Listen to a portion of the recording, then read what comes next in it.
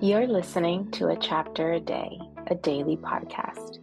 The Bible comes alive as we read a chapter out loud each day. Hello, welcome to A Chapter a Day. Today we are reading. I wanted to close that way. Let me turn the volume off. There we go. Let's not do echoes. Okay, so welcome again to A Chapter a Day. So tonight we're reading 2 Samuel chapter 15. Here's what it says. In the course of time, Absalom provided himself with a chariot and horses, and with 50 men to run ahead of him. He would get up early and stand by the side of the road leading to the city gate. Whenever anyone came with a complaint to be placed before the king for a decision, Absalom would call out to him, "What town are you from?" He would answer, "Your servant is from one of the tribes of Israel." Then Absalom would say to him, "Look, your claims are valid and proper, but there is no representative of the king to hear you." And Absalom would add, "If only I were appointed judge in the land, then everyone who has a complaint or case could come to me, and I would see that he gets justice." Also, whenever anyone approached him to bow down before him, Absalom would reach out his hand, take hold of him, and kiss him. Absalom behaved in this way toward all the Israelites who came to the king asking for justice. And so he stole the hearts of the men of Israel. At the end of 4 years, Absalom said to the king, "Let me go to Hebron and fulfill a vow I made to the Lord. While your servant was living at Geshur in Aram, I made this vow. If the Lord takes me back to Jerusalem, I will worship the Lord in Hebron." The king said to him, "Go in peace." So he went to Hebron. Then Absalom sent secret messengers throughout the tribes of Israel to say, "As soon as you hear the sound of the trumpets, then say, 'Absalom is king in Hebron.'" 200 men from Jerusalem had accompanied Absalom. They had been invited as guests and went quite innocently, knowing nothing about the matter.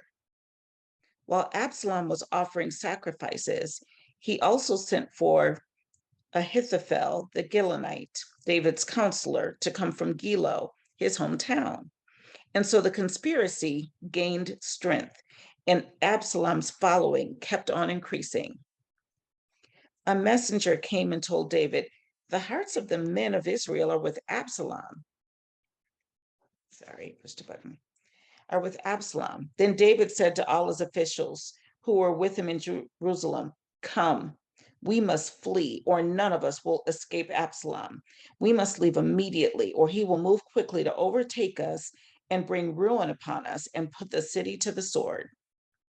The king's officials answered him, "Your servants are ready to do whatever our lord the king chooses." The king set out with his entire household following him, but he left 10 concubines to take care of the palace. So the king set out with all the people following him, and they halted at a place some distance away. All his men marched past him, along with all the Kerethites and Pelethites and all the 600 Gittites who had accompanied him from Gath, marched before the king. The king said to Ittai the Gittite, "Why should you come along with us? Go back and stay with King Absalom. You are a foreigner, in exile from your homeland. You came only yesterday, and today shall I make you wander about with us when I do not know where I am going? Go back and take your countrymen. May kindness and faithfulness be with you." But Ittai replied to the king, "As surely as the Lord lives, and as my lord the king lives, wherever my lord the king may be, whether it means life or death, there will your servant be." David said to Ittai, "Go ahead, march on." So Ittai the Gittite marched on with all his men and the families that were with him.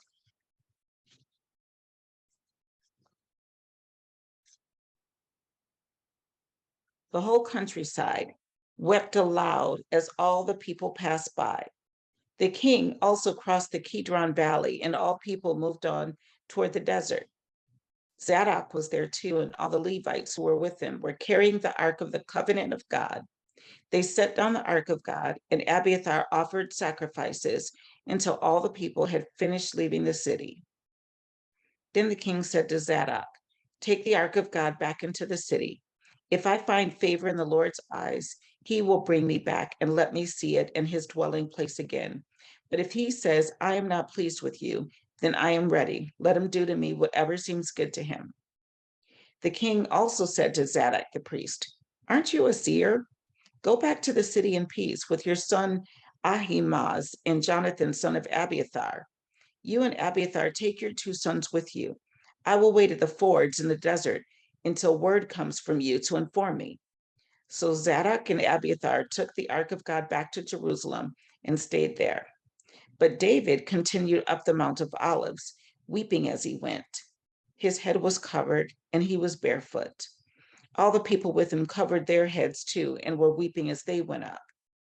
Now David had been told, "Ahithophel is among the conspirators with Absalom."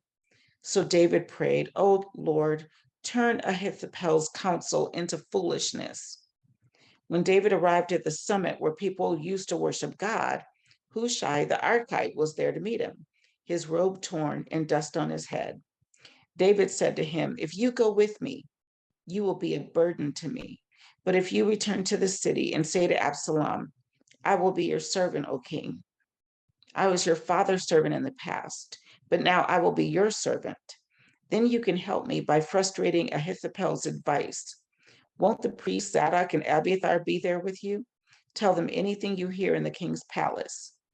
Their 2 sons, Ahimaaz, son of Zadok, and Jonathan, son of Abiathar, are there with them. Send them to me with anything you hear." So David's friend Hushai arrived at Jerusalem as Absalom was entering the city. All right. "Oh, Absalom, I had mercy on you. I felt for you. And now I don't."